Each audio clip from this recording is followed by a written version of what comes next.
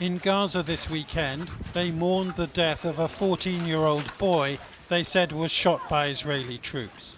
Suhail Shalouf's mother says he was walking to his aunt's house, close to the so-called Yellow Line, the front line for the soldiers who occupy most of the Gaza Strip. They installed a yellow line, but it's not a yellow line. It's a line of death. Bullets reach our tents. What is our crime? Israel recently scaled back military operations here, under pressure from the Trump administration, which is trying to move forward a plan for peace. Though last week, Prime Minister Netanyahu rejected the plan. And today he was focused on his own re-election, voting for candidates for his Likud party's parliamentary slate, with polls suggesting that Likud could lose a third of its seats come October's vote, which makes Netanyahu potentially ever more reliant on a coalition with ultra-nationalists who don't want peace but war. I think targeted assassinations should be carried out in Gaza, taking down 30 to 40 every night. Not just those who pose an immediate threat.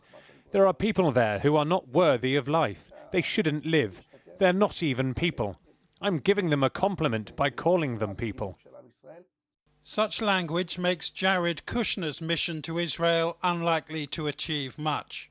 He was filmed with President Herzog today, but notably not with Netanyahu himself. An Israeli official said there was no breakthrough on Gaza's future, that the Israelis would not withdraw and would continue their attacks when necessary. So though Mr. Kushner met Hamas's new leader in Egypt yesterday, there seems barely any sign of progress. Meanwhile, in the West Bank, 2 Palestinian families have been trapped on this windy hillside for more than a week. The village of Kusra under siege from Israeli settlers, also under the protection of occupying Israeli soldiers. Though for Aisha Hassan, it doesn't feel like protection at all. The soldiers are stationed at my brother Yusuf's house, she says. They keep yelling and singing all day. On Saturday, Aisha managed to film an Israeli soldier who had moved in next door, while the families inside remain pawns in a dangerous political game. A battle for this land and for power, because Israel's Prime Minister hopes to win re-election with the backing of Jewish settlers who also live here. This morning, the settlers returned to the outskirts of Kusra in defiance of the Israeli army, which last week declared this a closed military zone. And the handshakes exchanged between soldiers and settlers were hardly reassuring to the Palestinian who filmed this. My brother sent me this video. That's terrifying. That just happened like an hour ago. And they meet the soldier, they're shaking hands with the soldiers. That's just happening today. Nor does it reassure Louis Riddy, a Palestinian-American from Ohio who's flown into Israel in the hope of joining his besieged family in the West Bank. So I'm terrified. I'm asking the U.S. official, the embassy, to provide me protection and remove the settlers permanently from our village and my area. Tonight, Mr. Riddy reached Kusra village and his relatives, a small win for American officials who had urged Israel to intervene. But it's not enough to advance Donald Trump's plans for peace in the Middle East. Jonathan Rugman reporting. Meanwhile, Donald Trump has apparently opened up a whole new front in his war with Iran, threatening to bomb Oman if they got in the way of his peace talks, while Tehran has threatened to go on the offensive. Well, let's get more now from our US editor, Anushka Astana in Washington. Anushka. You know, in many ways, I think there are parallels between what is happening in Israel, Gaza, and what is happening in relation to Iran. In both cases, we had deals announced to much fanfare, but then you realise that really they were only the beginning of negotiations which increasingly seem intractable in both cases. I mean, on terms of Iran, the deal that was signed at the Palace of Versailles, the Memorandum of Understanding, it had a 60-day deadline, which runs out today. But in truth, that deadline is irrelevant by now because the deal fell apart long ago. Both sides basically say that it is dead. The Iranians say that the negotiations never even began. And in terms of the Strait of Hormuz, which was at the heart of it, well, on that, there has been no real movement. Now, Donald Trump was speaking to Fox News today, and I can't quite get where his head is at because he gave contradictory statements. On the one hand, he said, I'm not in a hurry. This can go as long as we want it to. On the other hand, he said that Iran should lift the white flag of surrender, and he was threatening, as you say, to an ally, to Oman. Oman and Iran have been talking about how to get ships transiting through the strait. Donald Trump basically said to this Fox News reporter that he is prepared to bomb the S out of Oman. Now, I was talking to Alan Eyre today, who was a former negotiator on the Iran deal in 2015. He says the way that Donald Trump is speaking is probably a sign of his own frustration. No one really expects America to bomb Oman, but it is a sign of what is real, that there are no good options right now for the president. And that's not the only ally he's been threatening to bomb, right? Yeah, I mean, if you are an ally of the US, line up right now because Donald Trump is quite frustrated at the moment, and his frustration right now is being aimed at South Korea. It began with a Truth Social post in which he basically said that he doesn't want to signal hostility to North Korea, and so he wants to scale back on joint military exercises between the US and South Korea that have been going on since the 1950s. He made clear in his Truth Social post that he's angry with South Korea because they did not support him on Iran. In the last half an hour, he's been asked about this again at the White House. Have a listen to his response.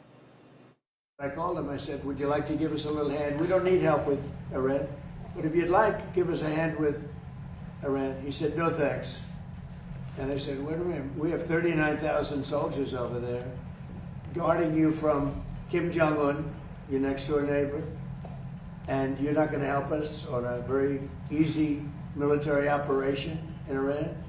That's strange. No, we'd rather not get involved. I say, well, why are we involved in helping you?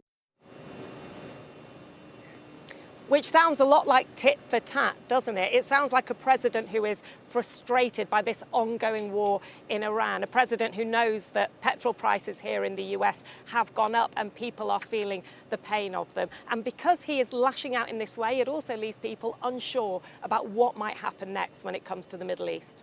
To put it mildly. Anushka, thanks very much indeed. Well, earlier I spoke to Barbara Leaf, a US diplomat who served as Assistant Secretary of State for Near Eastern Affairs, under Joe Biden. I began by asking her what she thought Jared Kushner and Benjamin Netanyahu had talked about in their long meeting. It's reported that they were in that meeting for 4 hours, so it kind of tells you all you need to know about how fraught the situation is. This is a particularly fraught moment for the administration to be wading back into the Gaza issue. As you have October 27th elections coming up, you have really no movement on Gaza coming after nearly a year of the end of the war. And of course, the midterms are coming up as well for the president. Do you think it would have been wiser of Donald Trump not to bother with the Gaza issue right now before the Israeli elections? Well, wiser, I mean, what should he focus on, Iran? Yeah, well, most would argue. That's the point, yeah, isn't it? most would argue that's the most important thing. Yeah. So, but wherever he looks, it's a disaster, right? So, you know, his best friend in Israel is not listening to him. He'd rather listen to the to the people in his own coalition. And then you've got, the people that he's supposed to have pulverized in Iran who are calling the shots.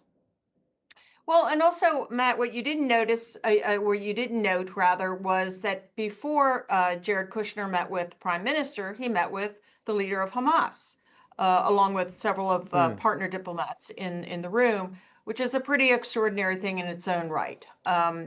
He did not meet with the Palestinian Authority, so it's an interesting choice, but not much out of that meeting as well. And whatever came out of the meeting in terms of further movement on the critical issue demilitarization, it's clear that Prime Minister Netanyahu isn't buying what the administration is selling. And is that because he's afraid of the coalition partners that he needs to stay in power and that he might need again after the elections? He's being battered by the various opposition leaders who are running against him on every issue, on every foreign policy issue on which he has claimed strength, starting with Iran, but also Lebanon, Syria, and of course, Gaza, the West Bank. And of course, his own coalition is quite far to the right and puts quite a bit of pressure on him as well. I just want to know what you think of what the Security Minister, Itamar Ben-Gvir, has been saying in a podcast with one of the former hostages, that 30 to 40 Palestinians in Gaza need to die every day, even if they're not, Hamas operatives. What do you make of that? Well, to state the obvious, but I will, it's horrendous. But everyone has become totally, sort of used to this kind of really revolting language from Ben-Gvir. The remarkable thing to me still is that Netanyahu makes no attempt to muzzle him when he says things that are clearly in the realm of war crimes. And why doesn't he do that? That's his right wing, and he sees no electoral value in shutting that down. Do you think there's a real danger of another intifada, especially in the West Bank, as violence from the settlers against Palestinians continues almost unabated? It's a ticking time bomb, and it's long been a question of when, not if. But it also demonstrates just how strapped the Israeli military is between these different fronts. And just to end on Iran, I mean, this is a war that he and Trump started together, which is not going well. The best thing they can hope for now is to reopen the Strait of Hormuz, which wasn't even a war aim. It was open on the 27th of February. That's right. So can you remember a time when America was in such a weak position, considering its potential leverage and military power in the Middle East? Well, I had long believed that we could, at least in my lifetime, could never do anything more catastrophic than the invasion of Iraq. But welcome to Iran in 2026. And the terms of how that war ends and when it ends does now seem to be more in the hands of the rump regime in Tehran than in the White House. That's right. And of course, we should not forget that that regime is quite radical, quite hardened, and is, if anything, expanding its ambitions from where it started, which was simply to survive for another day, for another fight. And it now is trying to reset the regional landscape. So just to sum up, Mr. Trump is not winning the war that was going to last a month in Iran. His best friends in Israel are basically running rings around him. Do you think, given the frustration that we've just outlined, that is the reason why Donald Trump has used some extremely salty language against Oman? Well, that was a pretty remarkable statement, given that Oman has helped administration after administration, including the Trump administration, Trump 1, Trump 2, in all sorts of ways. And Oman is not some predatory military power. It has been a good diplomatic friend. So it's a very strange comment for him to make, and sort of shooting fish in a barrel, if you will. Barbara Lee, thank you very much indeed. Thank you.